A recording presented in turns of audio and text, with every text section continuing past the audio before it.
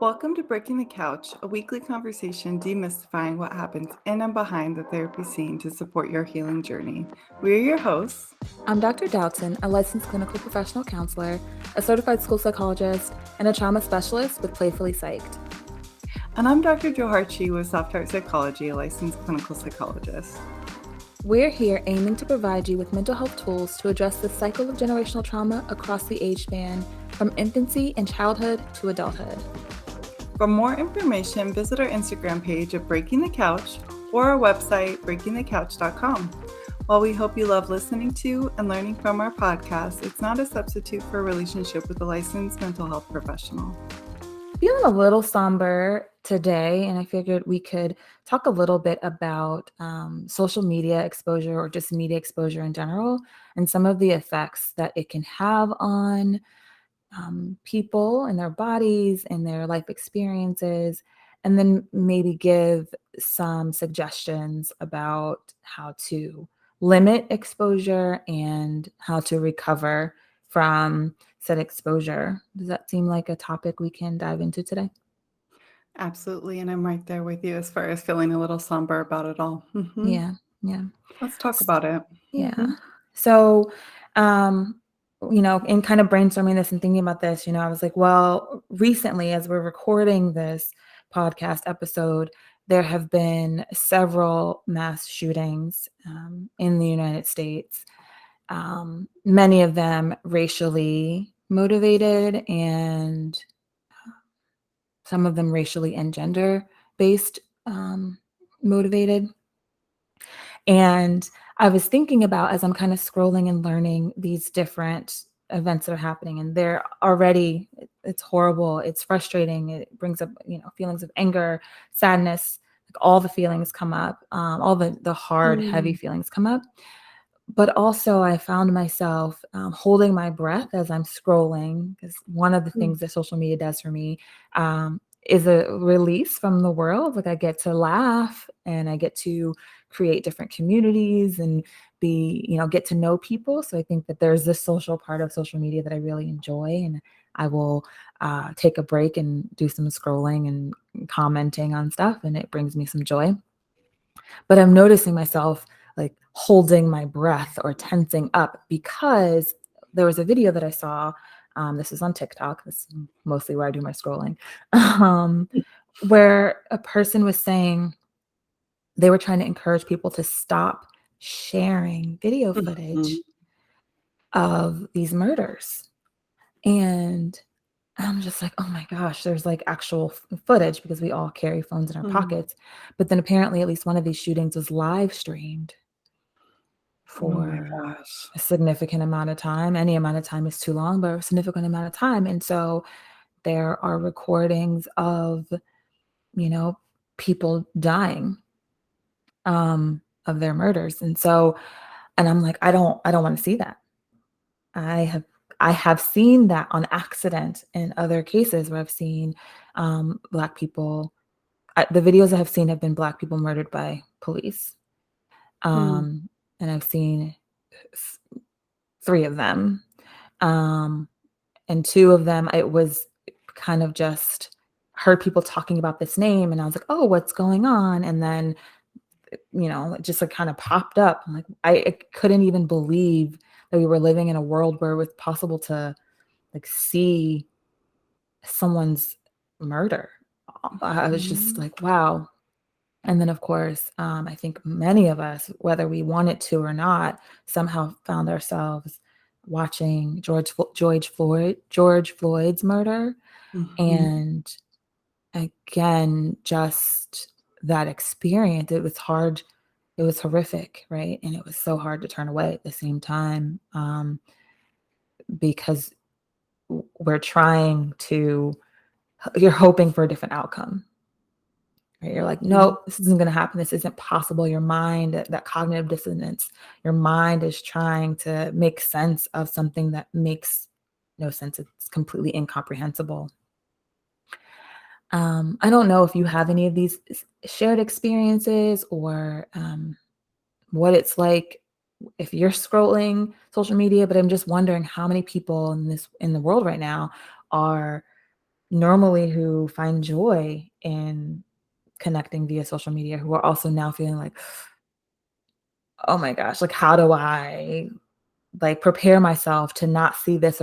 I'm like, okay, if something comes up that seems like it's gonna be, I'm gonna like scroll really quickly. Like I'm like trying to prepare my brain to Mhm. like, how do I skip past it or how do I like reject it so that the algorithm doesn't then think, oh, you Mhm. want more of this.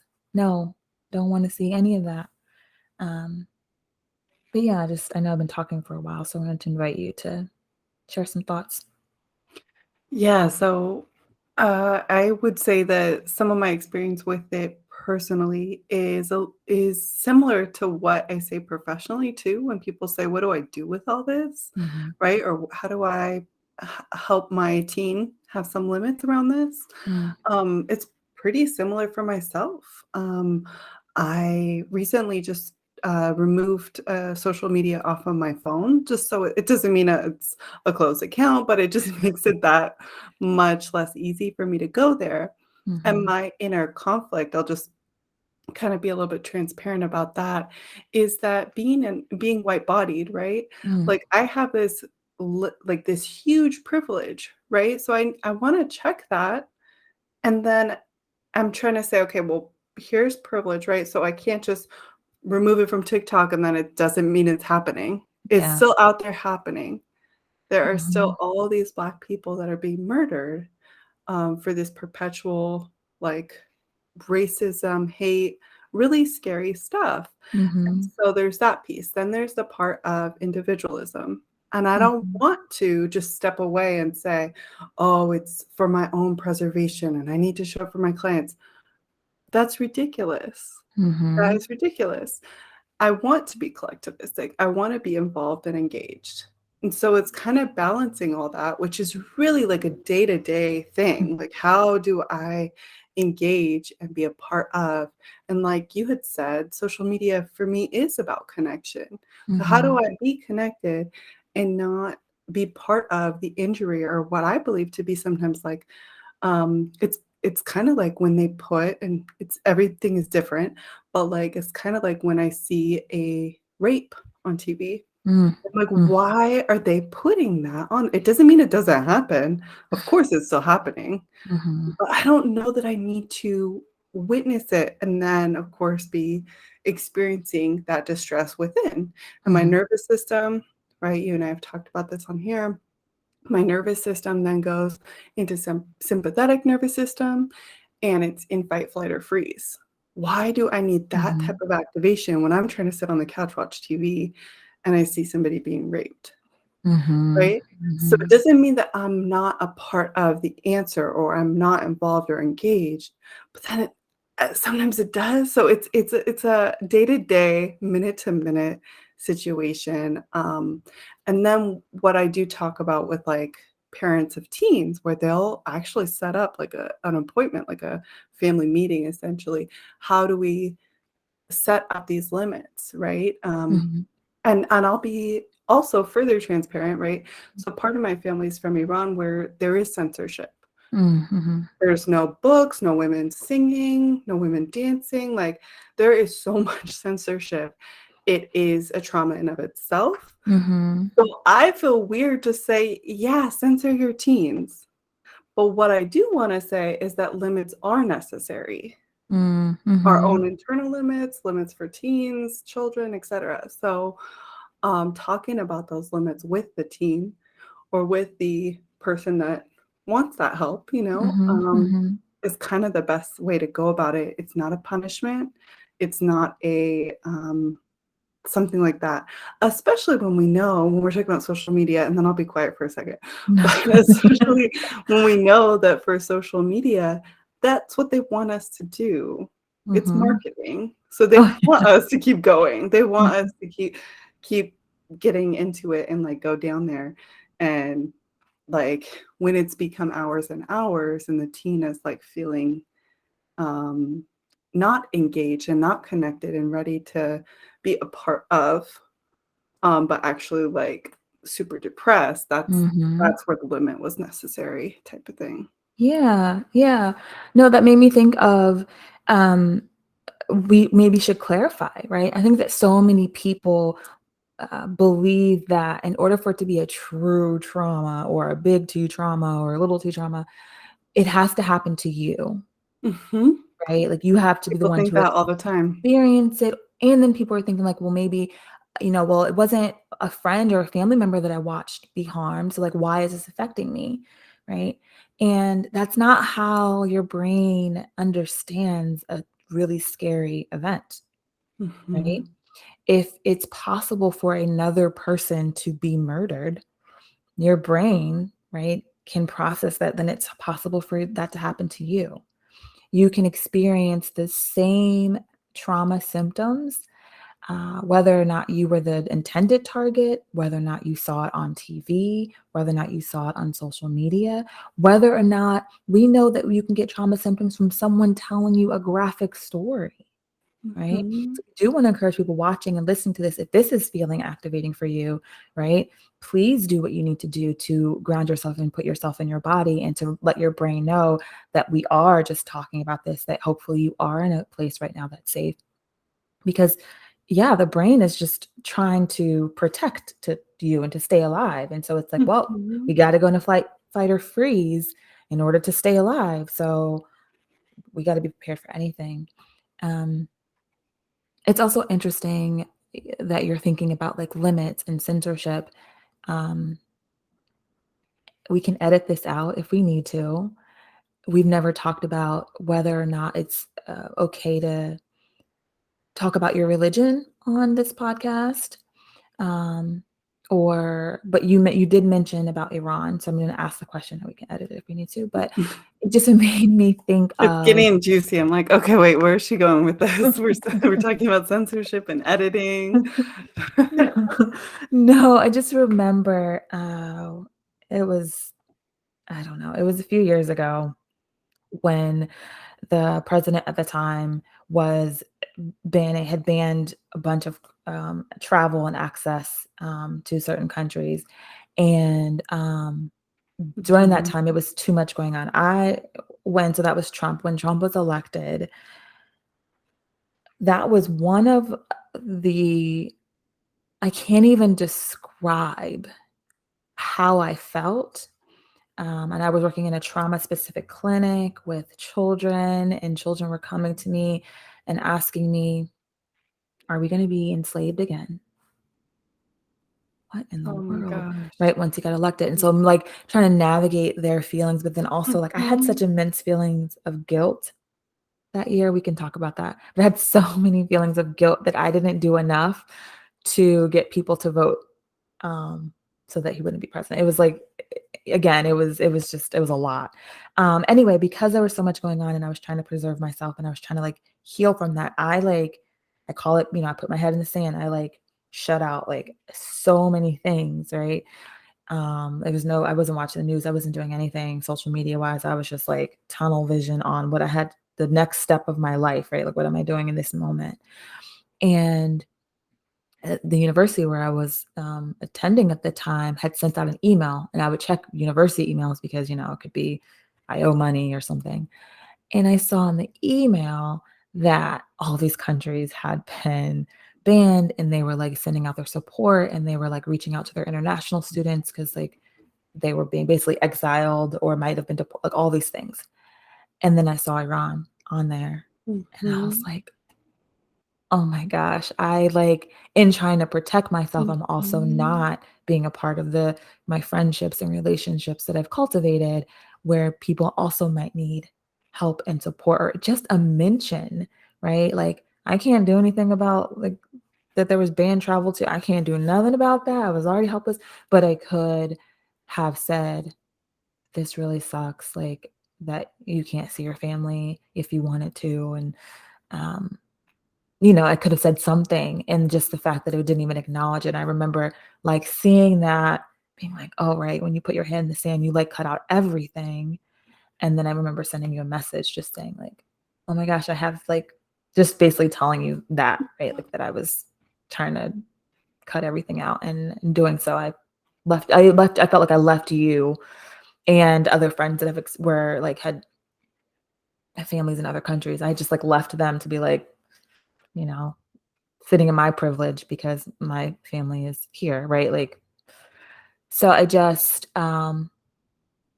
wonder how people navigate, right? Like you said, those limits can be important, but even setting those limits can bring up other feelings of hurt and sadness because it does mean that you may not be able to be available to people that you care about. Yeah, and I really appreciate your transparency with that, and, you know, then and now, Mhm, and I don't remember what I replied, but I hope that I was just really, understanding because you said the perfect word, right? It brings up that helplessness, and I think that goes nicely into what you were saying about, like, this stuff is traumatizing. It doesn't mean that if something's traumatizing, like we get to, like, just look the other way. That's right.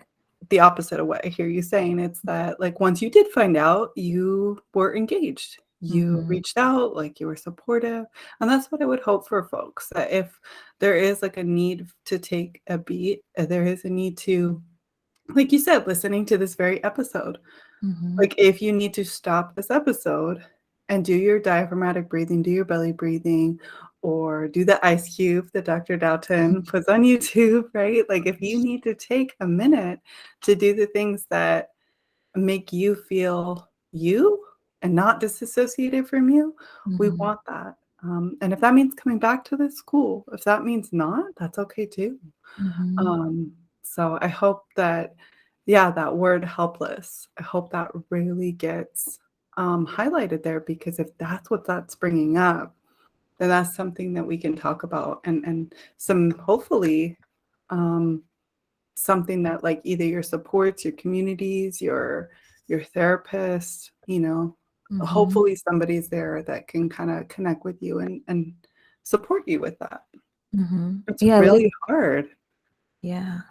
I like that because it's a feeling of helplessness, but it's not Mhm. necessarily accurate, right? Mm. You can't Mhm. do anything on a one person maybe can't do anything on a large scale, Mhm. um, and or, you Like, get know. everybody to go vote, right. Yeah, We can, no, I mean, yeah, totally understandable, yeah, but we yeah, that one right, person isn't gonna change all the racism and all that, but exactly. getting engaged can, yeah, But you can get collectively. engaged, you know, and Mhm.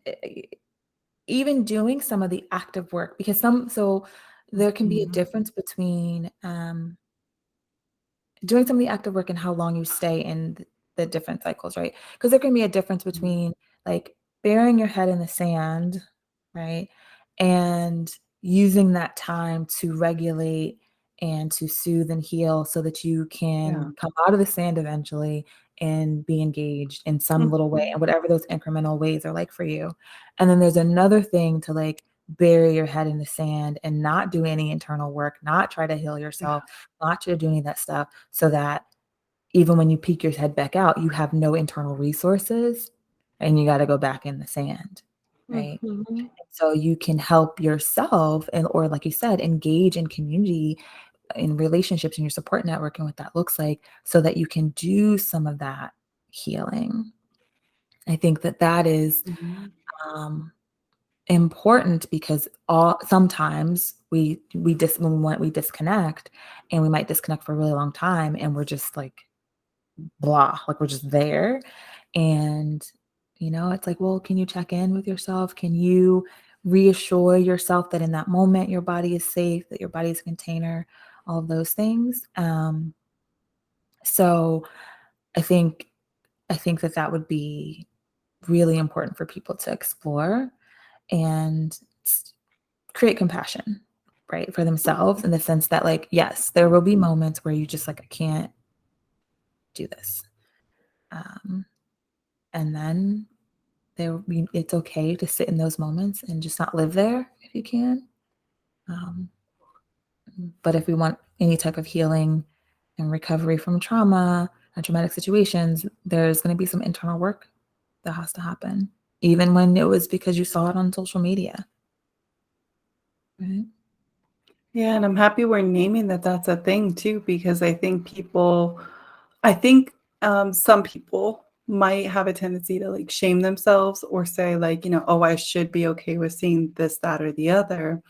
And it's like, how does that help you pause, regulate, heal, move back in? It doesn't. It just creates, I think when I have shame, right? Like it creates like an inner resistance so that I'm fighting internally, like, no, keep doing this. And then the other parts of me are like, no, I can't, and so it's like this back and forth thing instead of like, oh, I don't like that. I can't sit with this, but that's what's coming up for me right now. So Mhm. maybe I do need to pause or, like we said, pause the podcast and come back after I've regulated, after I'm able to like actually hear what's happening too. Mhm. Because our brains go offline at that point.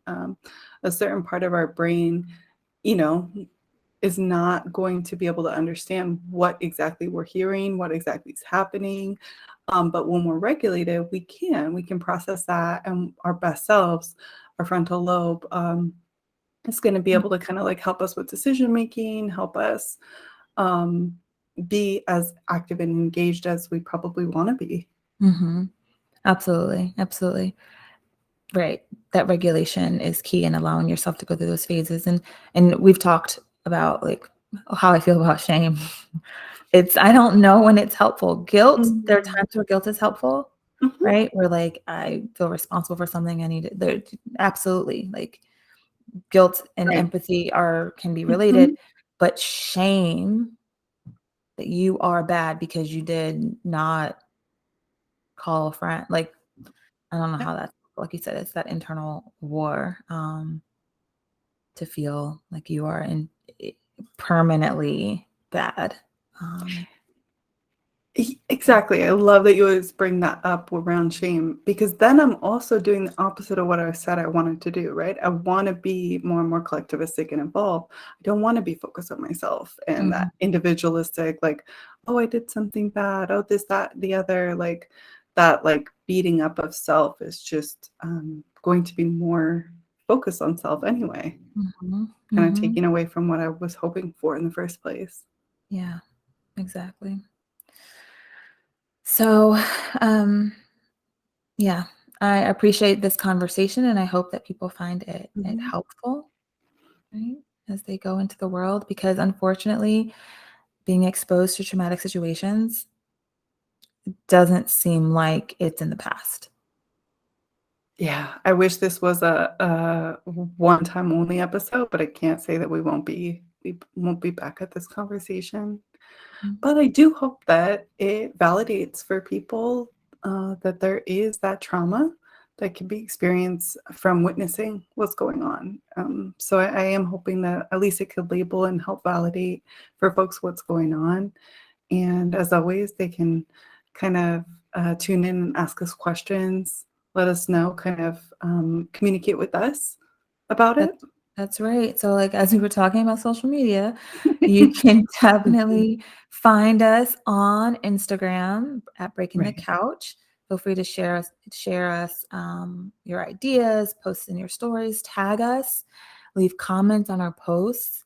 If you are staying away from social media, that's okay because you Mhm. can leave voicemails in our podcast. You can go to our website, breakingthecouch.com, and fill out the little survey. It can be completely anonymous, and you can give us your ideas, topics you want us to cover, questions you want answered. Um, there's the bookshop that will always have resources and any books that we mention in the podcast. You can go there. And again, that bookshop does help us continue to produce these episodes because they take time. And unfortunately, in our society, time is money. And so we'd love to keep bringing these episodes to you. And buying from the bookshop could be helpful. But then also, it help small local bookstores so they don't go out of business. So has a dual purpose that can be really helpful to the community. If you are looking for a therapist for yourself or your child, you can visit our websites, playfullypsych.com or softheartpsychology.com. We appreciate you joining us this week and can't wait till there's another opportunity to jump on the couch with you next week.